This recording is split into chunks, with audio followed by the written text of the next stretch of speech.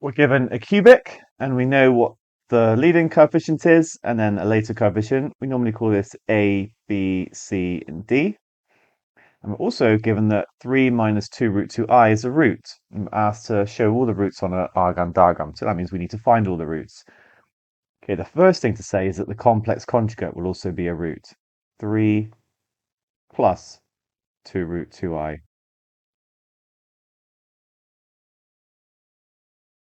Now you've got two options. You could create a quadratic from that and then work out what the other factor is, or you can go with the roots of polynomials idea. I think roots of polynomials is a little bit easier, so that's what I'm going to go with. But you have to, of course, remember the formulae. But you should remember them because they're going to, potentially come up in other places. So the sum of the roots is minus b over a. The sum of the pairs of the products is c over a. And then the triple, in this case, it's not a sum, it's just alpha, beta, gamma, is minus d over a. And look, we've got information on C and A. So I know, I'm going to call my third root gamma, I know that 3, let me just say actually, in this case, it's going to be 57 over 3, which is 19. So 3 minus 2 root 2i times 3 plus 2 root 2i, that's one of my pairs. And then let's keep going, plus 3 minus 2 root 2i times gamma, plus 3 plus 2 root 2i times gamma, that's going to equal 19 because of that formula that we've just been talking about. Okay. Now we've got 3 gamma and another 3 gamma. That's going to become 6 gamma. And then we've got minus 2 root 2i gamma and plus 2. So actually these cancel out. It's going to become real. Then I've just got to expand these brackets. But it's a complex number times its conjugate. You're going to get a real number here. We get 9, and then, the plus 6 root 2 and the minus 6 root 2, they're going to cancel. So I'm left with minus 8i squared, which becomes plus 8. Oh, brilliant. And that means 6 gamma is 19 minus 17 is 2, and gamma is equal to a third. Let's show them all on an Argand diagram.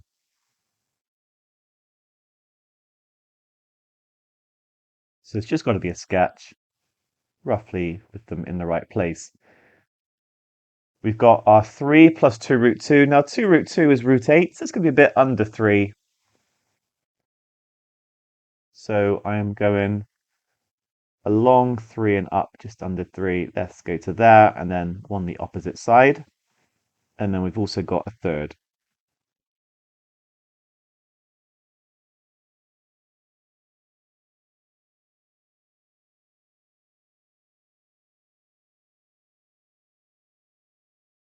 And there we have it. I quite like to draw lines. You don't have to, but draw lines from the origin, kind of representing the complex number as a vector. And now to find P and Q.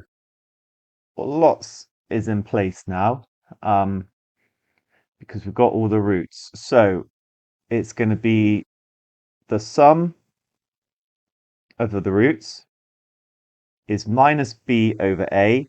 So actually that would be minus p over 3.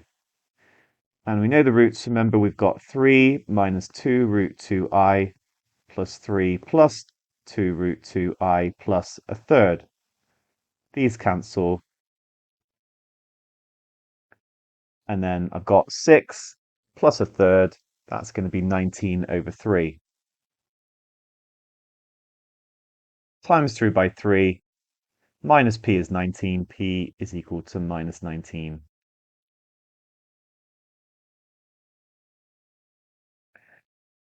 And then finally, find the value of q.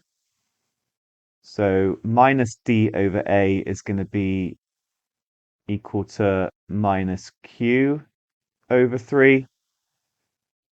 Okay, so for this one, it's the product of the roots. Remember, I already worked out the product of the two complex roots. I got 17. So 17 times 1 over 3, remember that was my gamma, that is going to equal minus q over 3. And this comes together really quickly as well. So just times through by 3, minus q is 17. So q is minus 17. And we're done.